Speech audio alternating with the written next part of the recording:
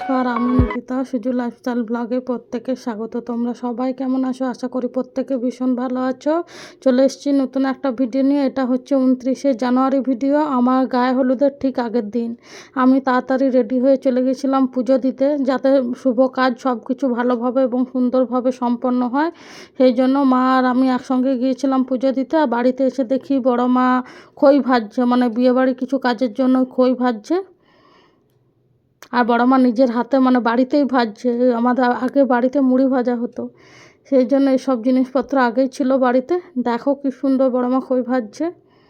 এখন এইসব জিনিস মানে দেখাই যায় না বাড়িতে, সব ওই বাজার থেকে কিনে নিয়ে আসে। তো বড় মা বললো না, আমি বাড়িতেই ভেজে দেবো। সেই জন্য এই যে বড় মা খই ভাজছে।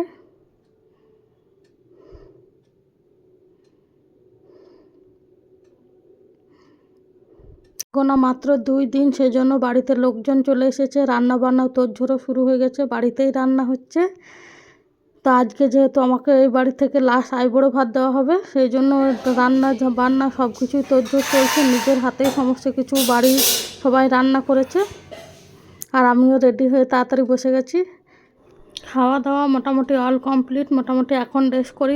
বিকেল থেকে এখনও প্রচুর কাজ বাকি আছে, মানে লাস্ট মিনিট যা তোড়জোড়।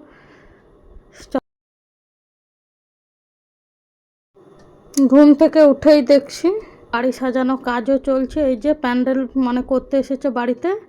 আর আমার যেহেতু শুধু গায়ে হলুদের দিনটাই বাড়িতে হবে, মানে রিচুয়ালটুকু, বাদ বাকি সমস্ত কিছু ম্যারেজ হলে হবে। সেই জন্য বাড়িতে সেরকম কিছু প্যান্ডেল হবে না, যা যতটুকু নয় ততটুকুই হবে। আর এইদিকে ঝিলকে পরানো হচ্ছে। দুর্গাপুজোর সময় জামাটা নেওয়া হচ্ছিলো, একবারও ওকে মানে দুর্গাপুজোর সময় পরানো হয়নি, ঢল ঢল করছিল। তো এখন এবার আমার বিয়ের দিনে এটা পরবে করে ওর মা ঠিক করে রেখেছে। সেই জন্য ওকে পরানো ট্রাই করা হচ্ছে যে আদৌ জামাটা এখন হবে কি হবে না। আর ও তো সমানে মজা নিচ্ছে। দেখি দেখি দেখি দেখি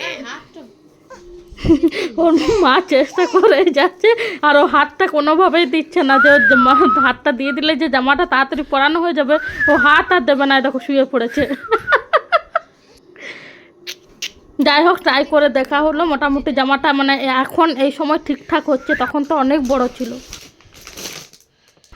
দিয়ে তাড়াতাড়ি করে সন্ধ্যের মধ্যে আমরা তত্ত্ব সাজাতে বসে গেছি। প্রচুর কাজ, বিশ্বাস করা মানে আরও মনে হচ্ছে 2 দিন টাইম থাকলে আরও ভালো হতো।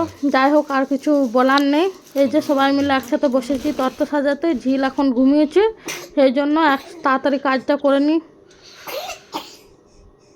এই যে আমি ওই চকলেটগুলো সাজাচ্ছি। আর চকলেট কি সাজাবো, নিজের পেটেই ঢুকে যাচ্ছে চকলেটগুলো।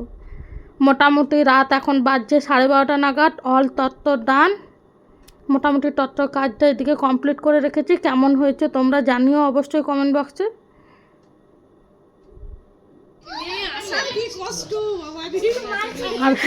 আর রাতে যেহেতু বাড়িতে অনেক লোকজন, সেই জন্য আজ প্যান্ডেলে বসে বসে রান্না বান্না হবে। এই যে এখানে সব আজকে রান্নাঘরে কেউ যায়নি, এইখানেই সমস্ত কিছু রান্না বান্না হচ্ছে। আজকে হচ্ছে মটরশুঁটি কচুরি সাথে আলুর দম। আর দিদি এদিকে মেহেন্দি করতে বসেছে। আর আমার মেহেন্দি অনুষ্ঠান কাল থেকে শুরু হবে, সেই জন্য আমি আর কিছু করিনি। আমার মেহেন্দির আগে দিদি মেহেন্দি শুরু করে দিয়েছে। এই তো দেখ, এগুলো হচ্ছে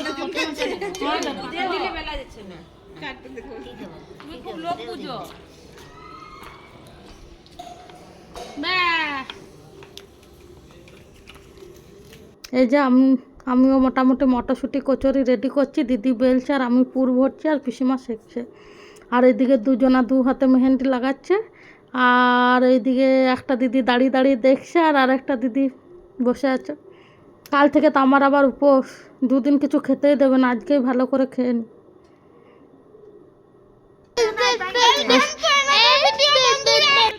আর সব বাচ্চাগুলো চলে এসে এই যে ঝিলকে চটকাচ্ছে। সবাই মোটামুটি রাতে শুয়ে পড়েছে। আর রাত 11টার সময় দাদারা এসেছেন এই কী বলে কলকার ডিজাইনটা কমপ্লিট করে নেওয়ার জন্য। কারণ সারাদিন বাচ্চাগুলো যা ছোটাছুটি করছে, মনে হচ্ছে না রাতে মানে দিনে করলে পা দিয়ে ইয়ে করে দেবে। সেই জন্য রাতেই ডাকা হয়েছে ওদেরকে কলকা করার জন্য। এই যে কলকার ডিজাইনটা কেমন হচ্ছে অবশ্যই জানিও। ঘুমিয়ে পড়েছিলাম, সকালে উঠে দেখছি মোটামুটি বারান্দার কাজ কমপ্লিট হয়ে গেছে। কেমন লাগছে দেখো।